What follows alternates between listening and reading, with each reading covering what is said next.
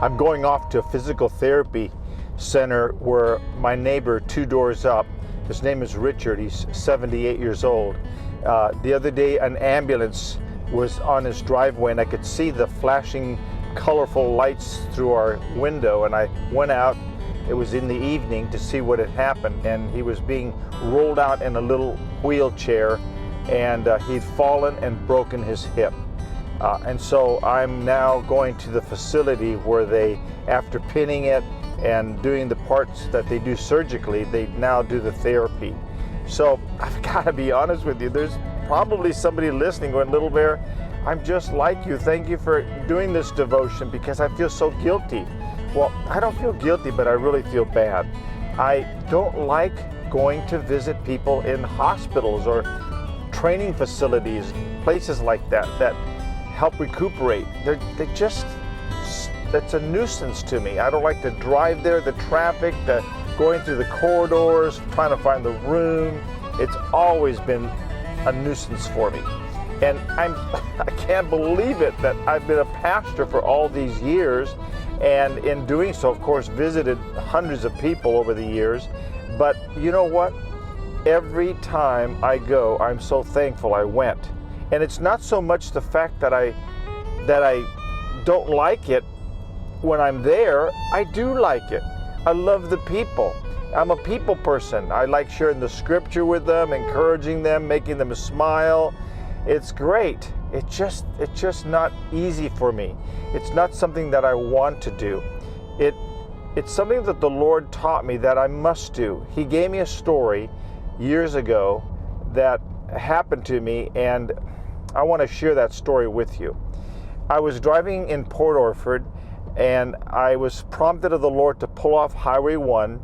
The first house in off Highway 1 was an elderly woman that I knew of. I didn't know her personally, but I knew of her and that she was elderly and she was sickly and possibly dying. And so the Lord said, go buy flowers and give them to her. So I felt a real strong leading, and I went to the local place where there were some flowers, and I bought her some, knocked on the door. She was so happy to see me, welcomed me in, and we sat and chatted and talked. It was a great visit. I prayed with her. Then I got in the car and drove away. Well, about a week or two later, the Lord prompted me to go again and visit her. This time not really bring flowers, but just stop in and say hi. Well, I said I would, but you know, I reluctantly didn't want to, but I thought I would, and the thinking I would never occurred. I never visited her. And I was looking in the Port Orford paper not long after that, and she had passed on just after the Lord had prompted me to go to visit her. So I felt really bad that I didn't follow up. So the Lord taught me from that time on to obey His promptings and to visit the sick.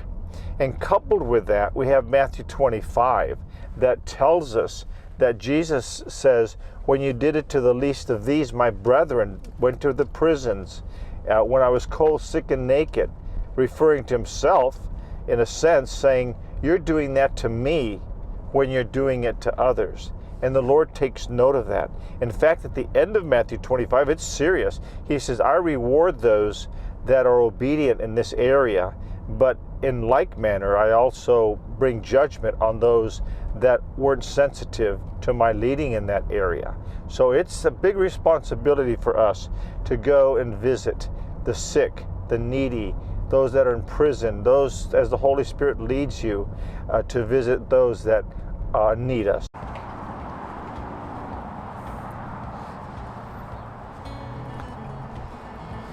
I just visited Richard, and it was a great visit. The smile on his face, having seen me and me him, it's great. It's worth every minute of the effort that it takes to go visit somebody in the hospital or in a facility that's helping them to recuperate. I'm very thankful that the Lord has put us in a position where we can help bless and encourage others. That's what God wants us to do in life. Not be self-centered, but to be others-centered.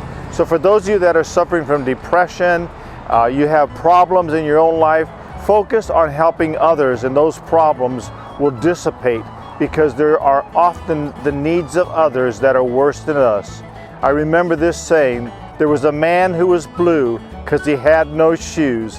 until he met a man on the street that had no feet. There's always someone worse than us. I leave you with this word to pause and ponder.